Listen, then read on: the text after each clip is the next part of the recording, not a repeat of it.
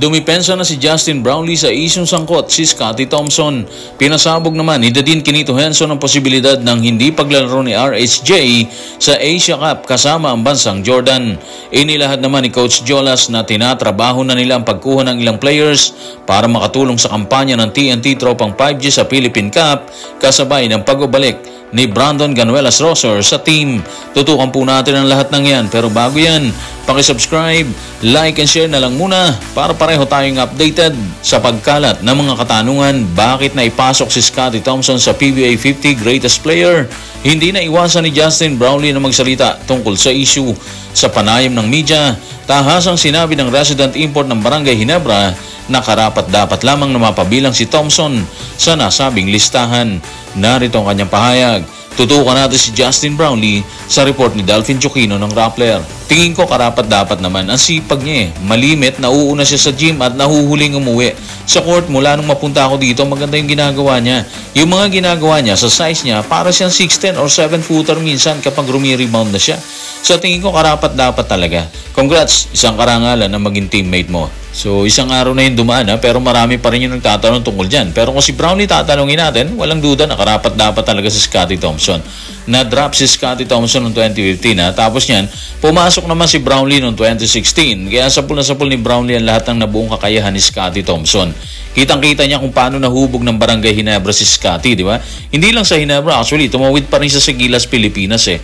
Kaya ganito talaga yung magiging reaction ni Brownlee. Magkasama sila sa lahat ng bagay, manalo or matalo, andyan silang dalawa. Sa isang side, hindi mo rin pwedeng sisihin yung mga kumukwestiyon sa maagang pagpasok ni Thompson sa PBA 50 Greatest Player. Pakiramdam kasi ng iba, dahil active pa naman siya, marami pa sanang dapat nabigyan ng chance na mapabilang sa grupo. Pero malinaw naman na sinabi ni dating PBA Commissioner Sunny Barrio sa kanyang interview.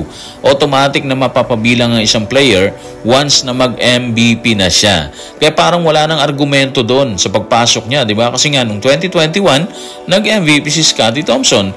Again, malinaw din ang sinabi ni Brownlee, karapat dapat siya. Nakita niya yung hassle ng isang Scottie Thompson sa loob at labas ng court. Kung hindi na napigilan ni Justin Brownlee ang sarili para ipagtanggol sa Scottie Thompson, pinasabog naman ni Dadin Quinito Henson na posibleng hindi maglaro si RSJ sa paparating na FIBA Asia Cup kasama ang bansang Jordan.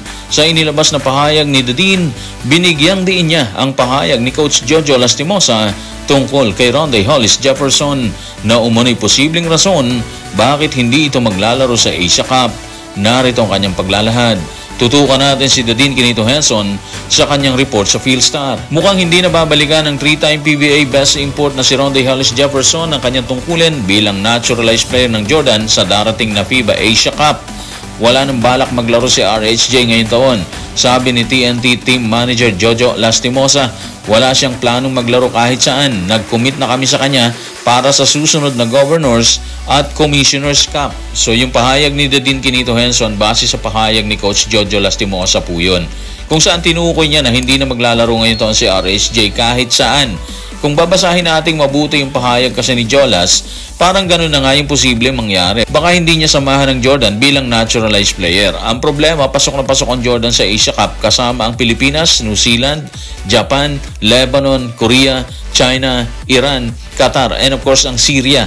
Kung hindi talaga siya sasabak sa Asia Cup, malaking problema ng Jordan doon. Malaking bagay kasi si RHJ sa kanilang grupo, di ba? Pero in case na hindi talaga siya kasama doon, posible may magandang rason na magkabilang kampo si RHJ and ang bansang Jordan. Hanggang sa ngayon, wala pang pahayag na inilalabas si RHJ kung ganun talaga yung plano niya. Kung hindi talaga siya maglalaro dito sa bansang Jordan pagdating ng Asia Cup. Ibig sabihin, walang kasiguruhan talaga. Pero isa ang sigurado tayo dyan. Babalik si RHJ sa Governors and of course, sa Commissioners Cup next year po yan para samahan ang TNT Tropang 5G.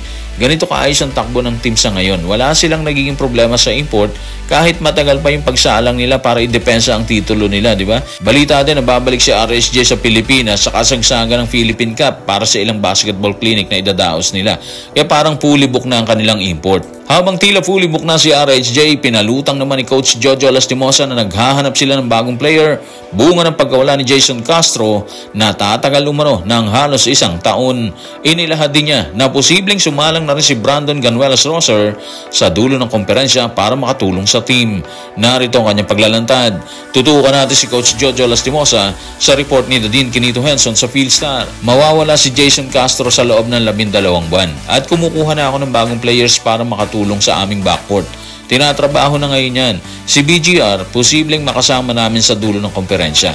Magsisimula na kaming mag-practice sa April 10 at magkakamp kami sa Laguna mula April 14 hanggang 18. Okay, so base kay Coach Jolas, desidido silang kuhanin ang kampyonato ng All-Filipino. Yun ang nakikita natin doon.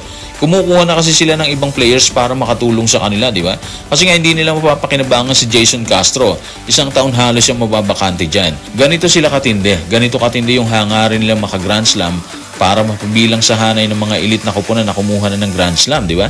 Good news pa rin sa kanila yung pagbabalik ni BGR. Kaya kung nakakuha sila ng kampyonato habang kulang-kulang yung kanilang lineup, posible pa rin ngayon na may magbabalik at may hinuhugot sila na ibang players, hindi ba? Siyempre hindi ganun kadali yun. Andyan yung mga kalaban nila na gusto rin nilang manalo at makarating sa tuktok ng tagumpay, di ba? Kaya tingin natin magiging malaking hamon sa TNT Tropang 5G ang Philippine Cup na magsisimula ngayong gabi. April 4 po yan, kung saan magbabasagan ang Terra Firma at Phoenix sa ganap na 5 ng hapon, kasama ang Meralco at Converge sa ganap na 7 at kalahati ng gabi. Kita-kits mga ka-playoffs. So guys, maraming salamat.